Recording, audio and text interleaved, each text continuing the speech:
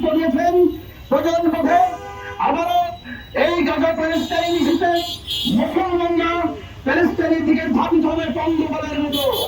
আমরা আমাদের দেশের অন্তর্বর্তীকালীন সরকারের প্রতি উদাত্ত আহ্বান জানাবো, আপনারা বিষয়টি প্যালেস্টাইন করে দিন।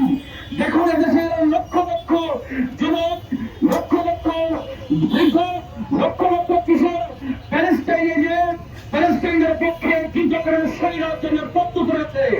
সম্মানিত ভাইরা, আজ গভীর ভাবান্তরে বলতে চাই, মুসলিম বিশ্বের প্রাণকেন্দ্র সৌদি আরব নীরব, কাতার নীরব, আরব আমিরাত নীরব, দুবাই নীরব, অথবা বিশ্বের সমস্ত ধন সম্পদ তাদের হাতে রয়েছে মরণাস্ত্র।